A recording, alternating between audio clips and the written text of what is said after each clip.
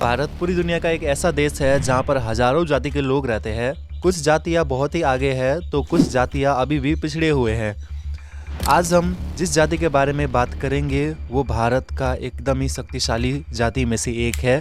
हम बात करने वाले हैं आज सिख समुदाय के बारे में। पूरी दुनिया में 2.5 करोड़ जितने सिख लोग रहते हैं। भारत में 2011 की ऑफिशियल सेंसस में ये पता चला है कि भारत में 2 करोड़ 8 लाख यानी कि 1.72% के साथ सिख लोग भारत में रहते हैं। कनाडा में 2021 के सेंसस में यहाँ पर 7,71,000 सिख, इंग्लैंड में 2021 की सेंसस में 5,20,000 और ऑस्ट्रेलिया में 2021 की सेंसस में यहाँ पर 2,10,000 सिख लोग रहते हैं। आखिर क्यों सिख लोग पूरे भारत का सबसे पावरफुल जाति में से एक है, इसके बारे में आज हम इस वीडियो में गहराई से समझेंगे दोस्तों। तो शुरू करते हैं इस वीडियो को। पहले समझ लेते हैं दोस्तों कि आखिर सिख का असली मतलब क्या है। सिख रहत मर्यादा के अध्याय 1 में ये बताया गया है कि एक असल सिख वह है जो अजय अमर परमात्मा को मानते हैं और जो सिखों के सभी 10 गुरुएं, गुरु नानक से गुरु गोविंद सिंह साहिब तक सभी गुरुओं को मानते हैं। ज़्यादातर सिख लोग अपने सरनेम में सिंह लिखाते हैं और महिलाएं सिख अपने सरनेम में कौर लिखाते हैं। सिख लोग सर्वदा भला वाले विचार को बहुत मानते हैं, यानी कि दुनिया में सभी लोगों का भला हो कहकर वो लोग मानते हैं। ये लोग दुनिया भर में इंसानियत के नाम पे लोगों की सेवाएं करते हुए आपको नजर आएगी। ये लोग एक दूसरों की मदद किया करते हैं और मदद के लिए ये लोग हमेशा रेडी रहते हैं। सिख लोगों के इतिहास में सिखिज्म का भी उल्लेख किया गया है, जो एक धर्म भी है। सिख धर्म का अपना एक गुरु है जिसे गुरु नानक कहा जाता है और उन्होंने इस धर्म को स्थापित किया था। लाहौर शहर के बगल में तलवंदी कहकर एक गांव है। वहां पर एक हिंदू खत्री परिवार में कालू मेहता और माता तृप्ता से गुरु नानक का जन्म होता है। अपनी जन्म काल में नानक जी एक धार्मिक सरदार और समाज सुधारक के रूप में जीवन व्यतीत करते हैं। वह अपने लोगों को ज्ञान देते हैं। उस समय लाहौर के अगल बगल में खत्री लोग ज्यादा थे तो उन लोगों ने गुरु नानक जी को अपने गुरु बनाया था और वो लोग शिष्य के रूप में वहाँ पर रहते थे।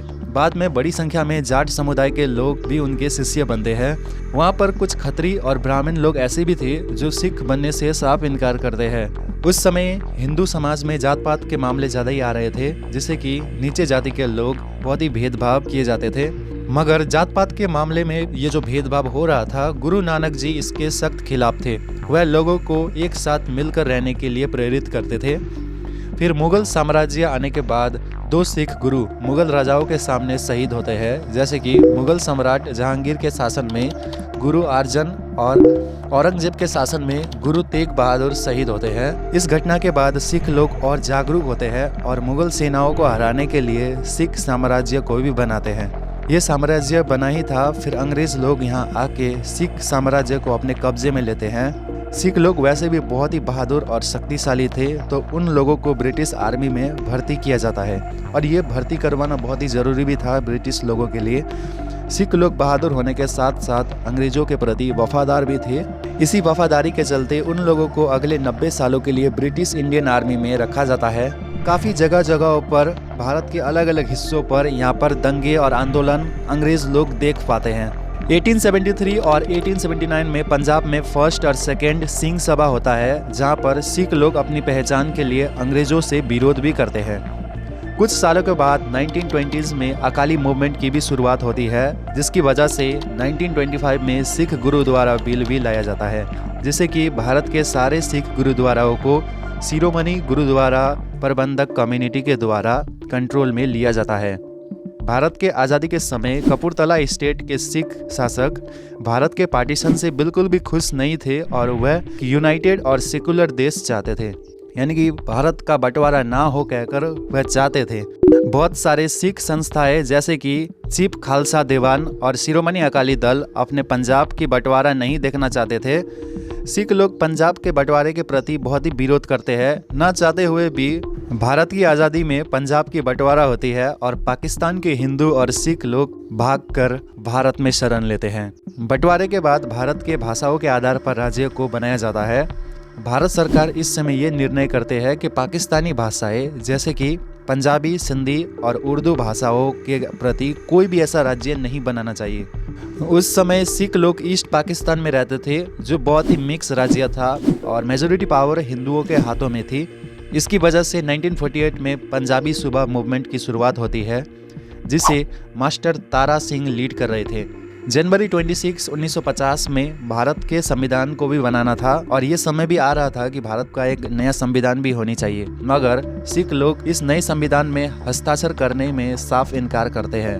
देखिए, उस समय ये भी था कि सिख लोगों को हिंदू कहकर उन लोगों को शेड्यूल कास्ट से रिकॉग्नाइज किया जाता था, मगर सरकार की सारी सुविधाएं सिर्फ हिंदुओं के शेड्यूल कास्ट को ही दिया जाता था। इसकी वजह से सिख लोग कांग्रेस सरकार के प्रति बहुत ही विरोध और आंदोलन करते हैं। इस आंदोलन की वजह से 21,000 सिख लोगों को गिरफ्तार भी किया जाता है।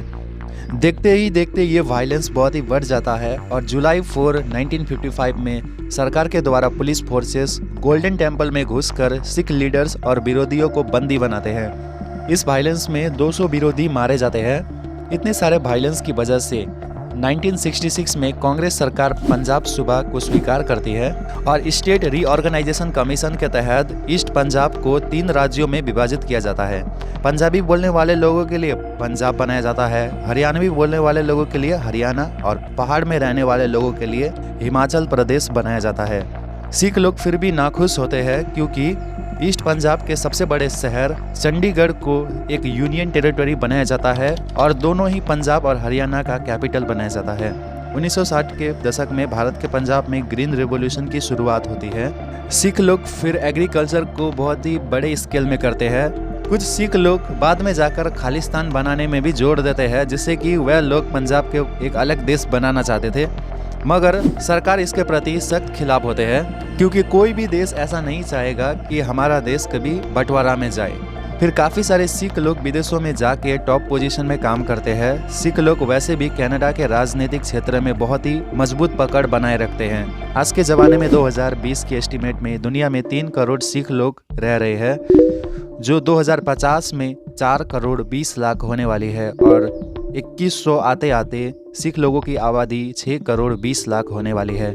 ज़्यादातर सिख लोग सिख धर्म को अपनाने से पहले वह लोग खत्री जाति से बिलोंग किया करते थे, मगर बाद में छोटी संख्या में जाट, बैरागी, बानिया, चमार, धोबी, गुज्जर, कहर, नाई, संसी, सूद और कश्यप जाति के लोग भी सिख धर्म में आते हैं।